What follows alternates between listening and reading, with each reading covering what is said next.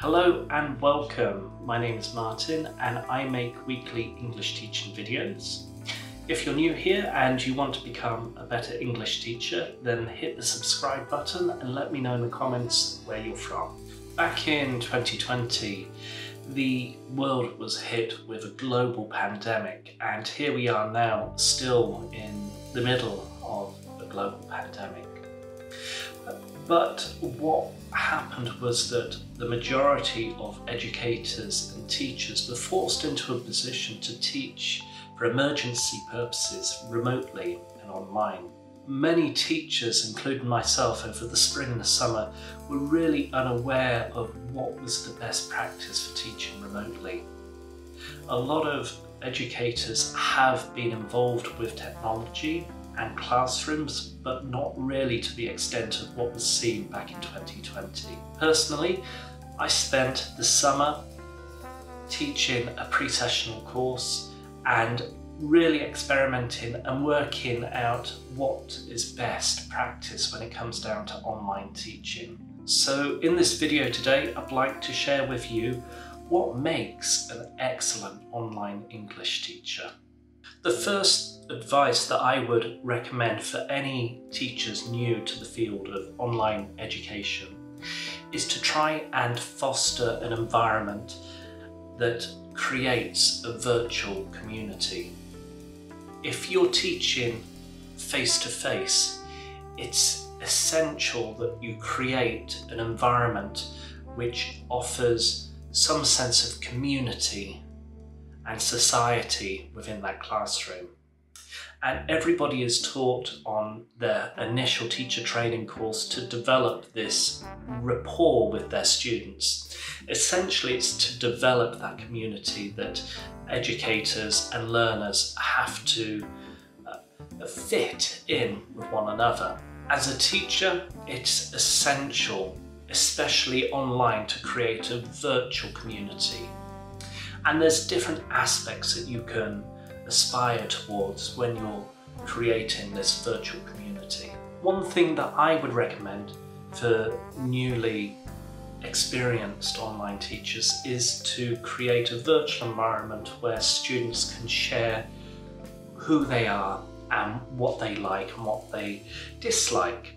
And one aspect is where students can share something from their location. They could introduce their study room, they could introduce who they are and what's around them.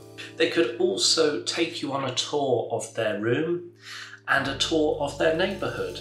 You could also get students to share what is outside their window. What do they see other than on their screen? What do they see outside? Or you could get students to share their favourite toy or share their favourite object within their room. And for them, it allows students to share who they are and what's important for them. What's important is that learners feel this sense of community, this environment where they're able to share who they are and what's important for them. And it's not just important about the teacher and the student, but it's also to develop that relationship between student and student. So make sure that you have the opportunity to develop that rapport, learner to learner, or teacher to learner, and learner to teacher as well.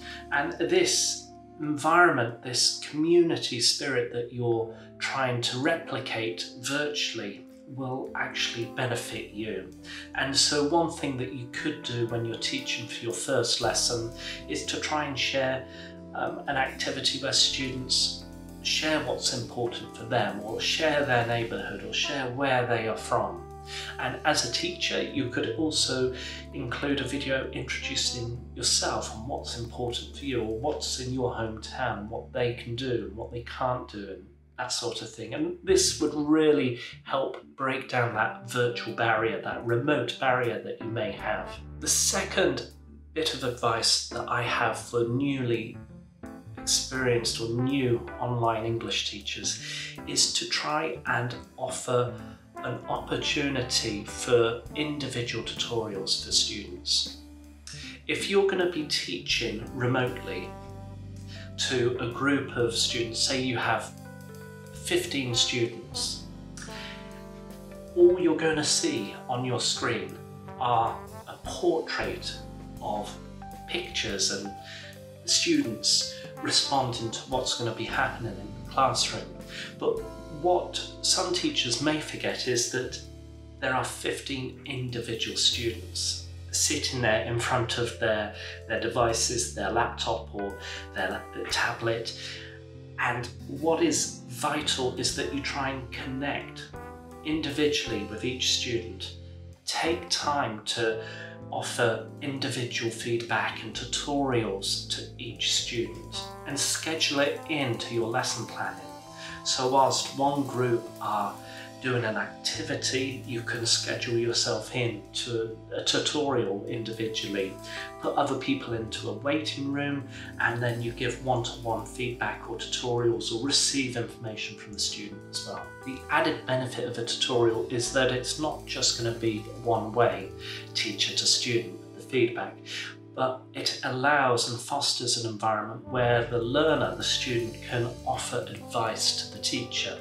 And one thing that I always recommend for students to do before I even schedule students into a tutorial is I give students a few days to think about what things worked well, what things needs developing, and what things need changing. And if you give students the opportunity to reflect on their own online learning and their online learning experience, they will give you some important feedback that you can go back to and adjust when you're teaching online. Always offer an opportunity, a platform for students to share how they truly feel. And the other benefit of doing an individual tutorial is that students are more likely to be honest with their teacher if they're going to be sitting individually, face to face. So have a think about including tutorials in with your lessons as well. The next step about online English teaching and how to become an excellent online teacher is that you need to have patience. And this was one thing that I discovered quite early on. I was quite ambitious. I wanted to try and incorporate different things during a lesson, different tools, and I found that actually I needed a bit more patience with the technology because the technology didn't work all the time. Students were connecting in not the most ideal situations, but they were connecting and engaging with the course. But you need to be patient with yourself and you need to be patient with the learners. If you're expecting too much, if you're trying to do too much, then things won't go according to what you plan. And just maintain that patience and also consider adjusting, making fine tweaks here and there that better suit the environment, the online environment as well. The next thing that I found as an online English teacher was trying to reflect on best practice and also reflect on things that didn't go too well. Now, when you are a teacher, it's always recommended that you reflect on what worked well, what didn't go so well, and what sort of changes and adjustments would you make for the future in your class. Now, this is even more important within an online environment. So consider reflecting on your activities and tasks. Always ask yourself, why am I doing this? Is this really going to help the students? And was I successful in achieving the particular aim that I set out at the end? Don't be too critical with yourself. Again, try and be patient, but also try and make a change for the better, both for the students and both for yourself as well. The final tip and final bit of advice that I have for English teachers working remotely online is to be able to flip the classroom. And when I talk about flipping the classroom, I mean preparing students for a particular task or completing an activity before they come to the online synchronous session. So for me personally, I arrange lessons where students completed activities and tasks before attending the live lesson. And this is going to help you an awful lot.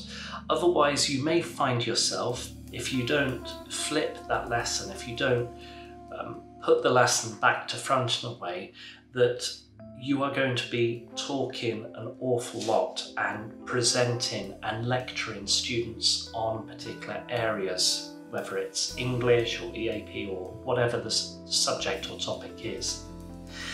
So it works best for students to maintain that communicative approach or communicative environment whereby students complete activities before the lesson and then provide an opportunity for feedback during the live lesson itself. This allows questions to emerge and allows the teacher to respond to what's emerging from student queries or questions. And when you put students into little groups after they've completed an activity, they could also ask each other and learn from each other. And that's essentially what we're trying to accommodate within an online environment.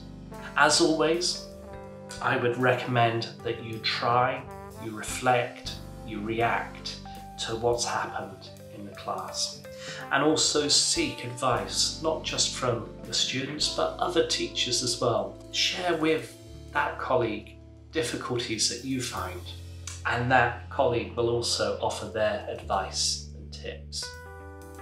As ever, I hope this was useful. If you did find this video useful, hit that like button, that would be really appreciated. And I'll see you in a future video. Take care, stay safe, and happy teaching. Bye bye.